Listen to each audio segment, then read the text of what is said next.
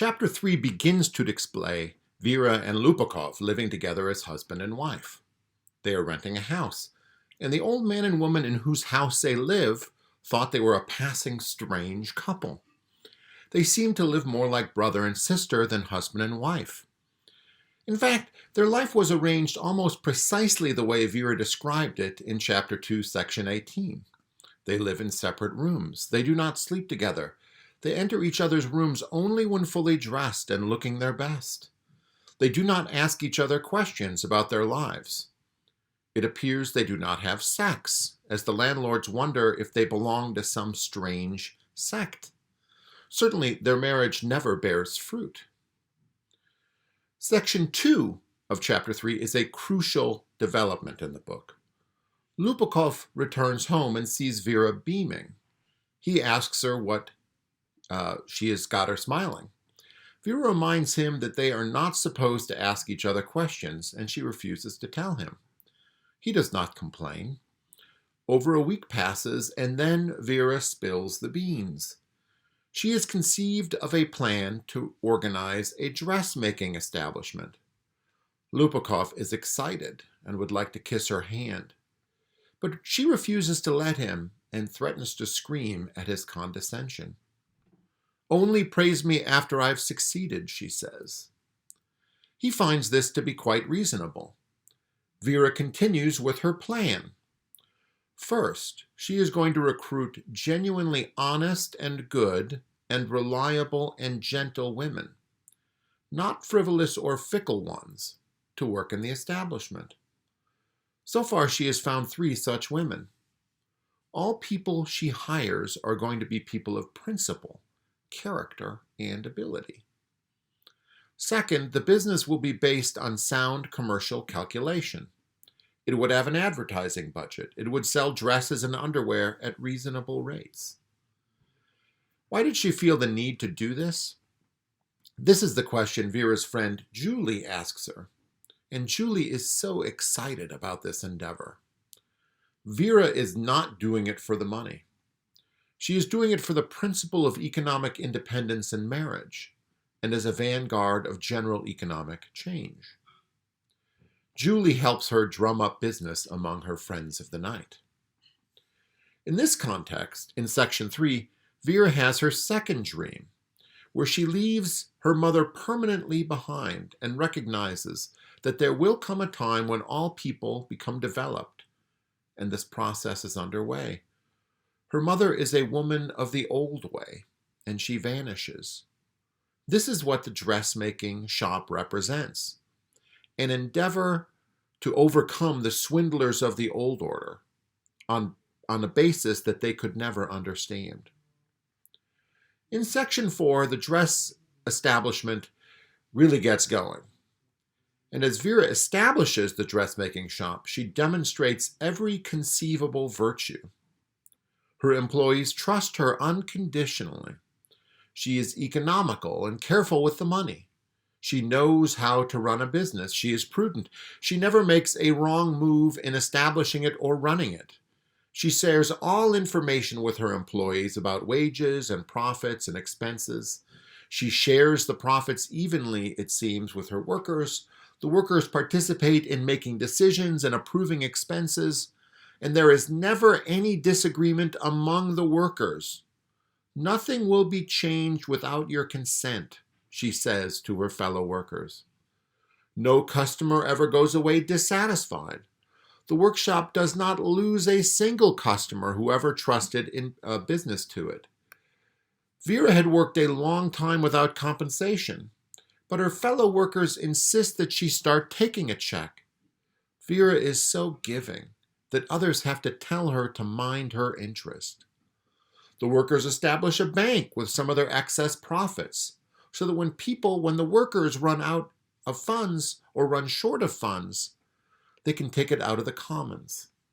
Profits are equally divided among all. The goal of the establishment was this: the greatest possible equality in distribution of the fruits of labor for participants in the enterprise, regardless of their personal characteristics. The establishment is run on the basis of unanimity and there is no instance of disagreement among the workers in the book.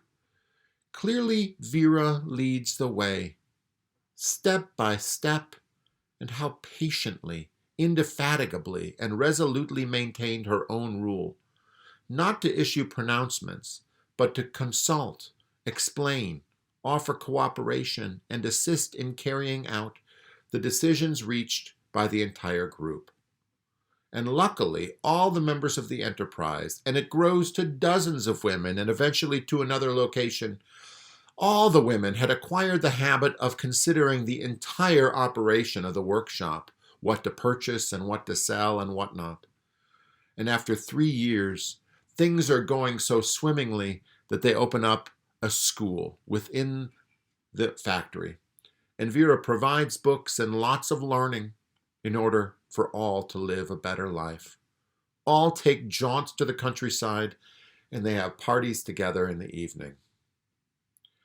Now, it was not all a bed of roses. One girl in the establishment was accosted by a gentleman and had to struggle to get away. She was put in prison wrongly. But through a struggle, the girl was released. Sometimes a girl would cry because she had lost a lover. So dedicated was she to the sisterhood, but she still lost him.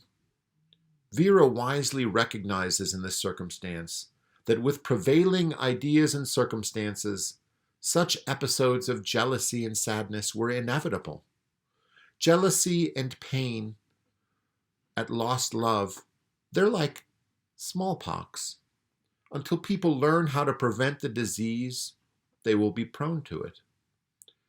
In those imperfect circumstances, Vera did her best to restore courage, bolster pride, and soothe their feelings.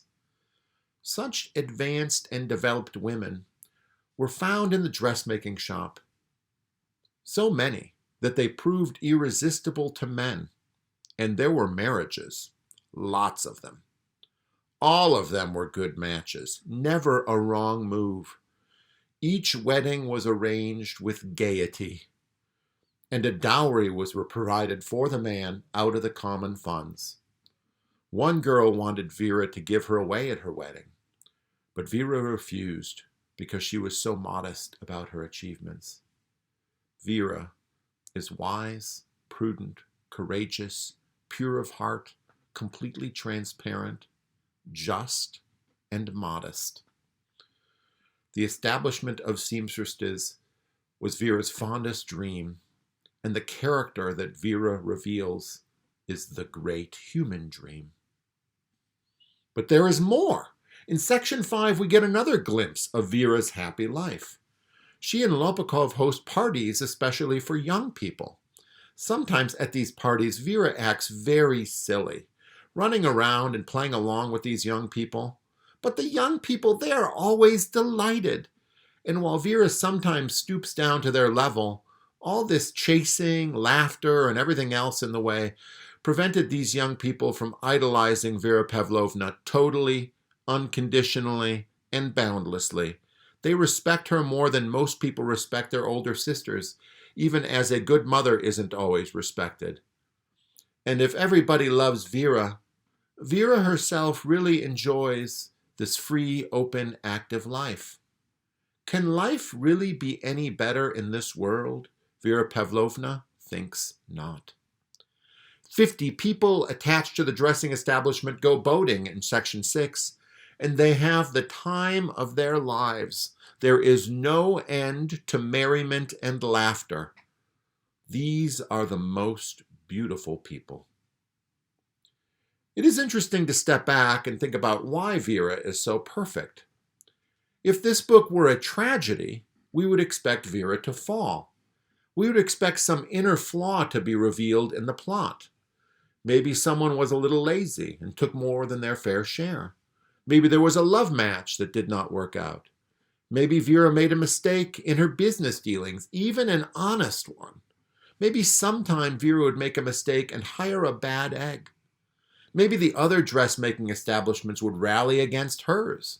Maybe Lopukhov would be jealous of her achievements, There are a lot of things that could go wrong. But nothing really goes wrong. This establishment is the model. It becomes more like itself as the novel proceeds, in fact, as the girls rally together for purposes of consumption as much as they had done for purposes of production. Once people achieve a certain level of development, they are neither fools nor swindlers, but there are honest, public-spirited, transparent, beautiful people. Chernyshevsky shows that there need be no disagreement between private ambition and communal demands. And that judgment in such people is rendered perfect, so there will be no self-aggrandizing errors. It is not that Vera thinks she is invincible, though she is. It is that her judgment is perfectly guided by her goodwill. Everything that Vera wants is for the good of all. Everything that the workers want is for the good of all. It is surely tempting to look at this portrait of Vera and see it as the inner truth and greatness of a modern bureaucrat. They work for the public. They have no private motives. They operate only on the basis of sound science. The more power that they are given, the better off the country would be. This is why we have a managerial class, after all. And this class arises only when a certain number of people achieve a certain high level of development. And the flip side of this also seems true. Those who lack this level of development are selfish. They manifest the conflict between private and public goods, and therefore they make loads of errors when decisions must be made. Errors that reflect their corruption, not simply their erroneous ways. Vera embodies the self-satisfied attitude of perfection, characteristic of this human type. One does not have to go too far on a modern university to find those with this type of spirit. For Chernyshevsky, this really is a portrait of human perfection. These are liberated human beings, and with liberation comes foresight, moral virtue, and the reconciliation of public and private. It is pretty clear that when Vera and Lopukhov host meetings with young people, they are preparing a new revolutionary vanguard. And this revolutionary vanguard will live out this ideal of beautiful people. They are not schooled in violence. They are schooled in the beauty of this way of life. I think we have to ask two deep and important questions about this ideal of human perfection. Is it possible, and is it desirable? And of course, something that is not possible cannot be desirable, or at least not a desirable object of human aspiration.